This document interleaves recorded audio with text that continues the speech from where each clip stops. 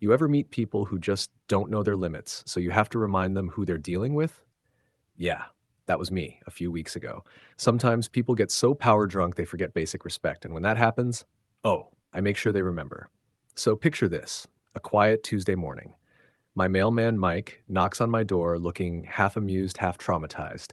He leans in and says, "Man, what's going on in this neighborhood?" Now I'm thinking it's some juicy gossip about someone's lawn flamingos or a new HOA rule about mailbox colors. Nope, it was way worse. Apparently, our queen of control, Karen, the HOA president, had told Mike she wanted to inspect all incoming mail, especially mine. Her excuse? It's for the safety of the neighborhood. Oh, really? Because clearly I'm the nation's biggest mail threat. Mike swore she was serious. She even told him if he refused, she'd label him an enemy of the board. The woman really thought she was running the Pentagon, not a cul-de-sac. And get this, she tried to bribe him, slipped him a few crumpled bills like she was in a spy movie. He laughed right in her face and said, "Lady, I deliver bills, not secrets." That's when I knew Karen had officially lost it. This wasn't the usual HOA nonsense about grass height or trash day. This was straight up invasion. And with Karen, one thing's always true. She doesn't stop until someone stops her. So I made a quiet decision right then and there. If she wanted to turn my mailbox into her personal spy vault, I was going to make sure she regretted it. I just didn't know how far she'd go, or how spectacularly she'd fall when her little plan blew up in her face. Before we go any further, comment where in the world you are watching from, and make sure to subscribe because tomorrow's story is one you don't want to miss. After that talk with Mike, I started keeping a close eye on my mail. And what do you know? The next few deliveries looked tampered with. Torn corners, wrinkled envelopes, that weird sticky residue like someone had tried to reseal them. Classic Karen. The woman couldn't help herself. I went straight to her house. There she was, in her yard, pruning flowers she probably stole from the community garden. I asked, "Karen, why are my letters coming already opened?" She didn't even blink, just smirked and said, "Maybe your mailman's careless." Oh, she was good. Fake concern that could curdle milk. I told her to knock it off or there'd be consequences. You know what she did? Crossed her arms, tilted her head, and said, "Consequences? Please. Who's going to believe you over me?" Can you believe she actually said that? The woman had main character energy in a show nobody asked for. That's when I realized logic wasn't going to work. Karen's kind only learns when reality slaps them right across the HOA binder. So I waited, watched, and like clockwork, my mail kept arriving torn, tampered, or late.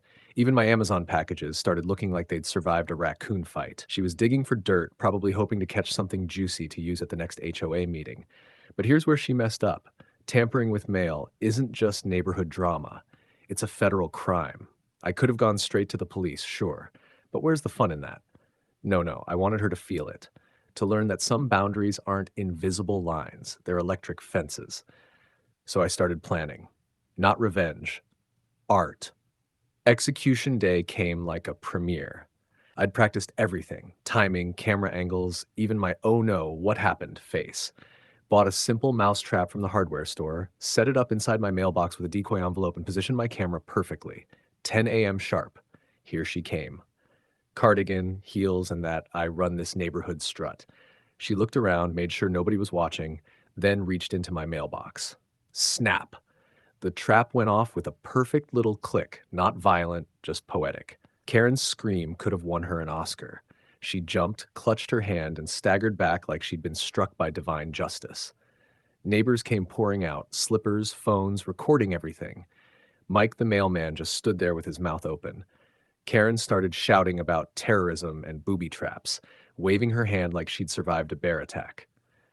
The cop arrived, trying so hard not to laugh. He said, "Ma'am, you were tampering with someone's federal mail." You could see the power drain from her face. It was glorious. But of course, she wasn't done. Oh no. Karen went full Broadway, neck brace, hand cast, fake tears, the suburban sequel nobody asked for. She actually sued me. In court, her lawyer tried painting me as some unhinged vigilante. But then came the video. There she was on screen, creeping up, smirking, opening my mailbox, and snap! The courtroom lost it. Even the judge chuckled. When the verdict came, it was poetry. I got fined a few $100 for negligent setup of a mechanical hazard. Karen, $70,000, plus a federal conviction for mail tampering and a permanent criminal record. The judge even said, Miss Karen, I'd suggest keeping your hands to yourself next time. The room erupted in laughter. Now Mike salutes me every time he delivers mail. Neighbors give me that knowing grin. And Karen, she clutches her letters like they're live grenades. My little trap didn't just catch her hand, it caught her pride, shredded it, and mailed it right back to her. So, yeah, sometimes karma shows up with a tracking number. If you enjoyed this story, hit that like button, subscribe to Silent Divide Tales, and tell me in the comments, did Karen get what she deserved, or should I have gone even further?